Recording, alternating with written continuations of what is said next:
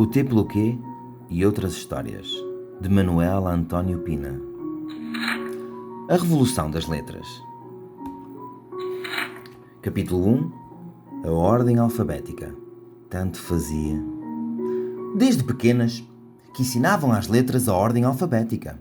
Quando elas perguntavam às letras grandes porque é que os As haviam de ser sempre os primeiros e os Zs sempre os últimos e não outros. Por exemplo, os Ps os primeiros e os Ts os últimos, ou os Ss, ou os Js, ou outros quaisquer, as letras grandes diziam-lhes que tanto fazia.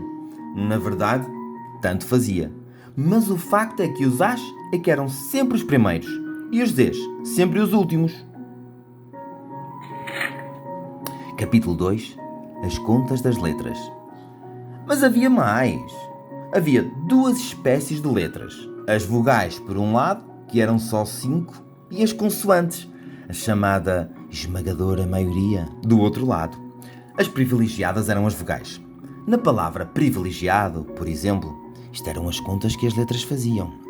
Só os Is apareciam 3 vezes, e o A uma, e o E e o O também uma cada um. E embora a palavra privilegiado tivesse na sua constituição 6 vogais e outras 6 consoantes, das vogais só ficava de fora o U, uma semivogal, ao passo que das consoantes ficavam de fora, ao todo, 13.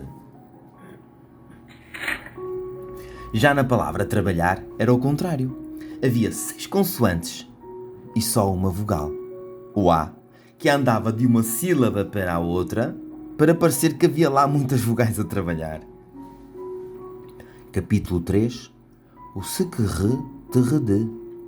A certa altura, com o auxílio dos amigos números, todas as letras começaram a fazer destas contas à vida delas. As vogais podiam entrar em toda a parte, quer dizer, em todas as palavras, e até tinham palavras só para elas. E as consoantes não.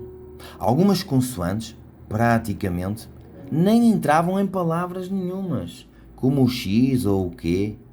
E com as palavras sucedia o mesmo, porque havia palavras que nem sequer havia, como a palavra migol ou a palavra epipabaquígrafo. E outras que só havia lá fora, no estrangeiro, como a palavra puss ou as palavras Winston Churchill. A televisão e os jornais começaram a fazer reportagens e a ouvir as queixas das letras. Ao mesmo tempo, as consoantes começaram a organizar-se, constituindo-se em SQR-TRD, que é um secretariado só constituído por consoantes. Os jornais descobriram dramas terríveis em algumas frases.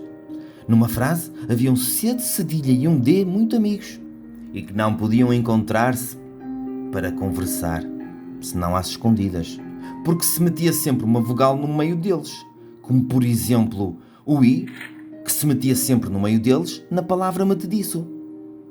Por causa do formato de pau do I e da pintinha de cabelo em cima, e por se estar sempre a meter no meio, tinham posto ao I a alcunha de pau de cabeleira. Aliás, as vogais tinham tanto medo das consoantes, que eram muitas mais, que só muito raramente as deixavam andar juntas. E só as de mais confiança, como o H, que era meia vogal. Capítulo 4. A Revolução das Letras.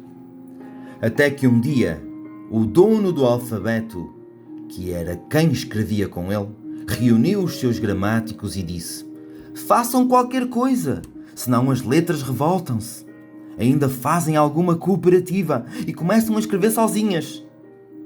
Mas, por mais leis que os gramáticos fizessem, nunca mais conseguiram meter as letras na ordem alfabética. E depois das letras, revoltaram-se as palavras, e depois dos livros, e depois as bibliotecas, e depois tudo.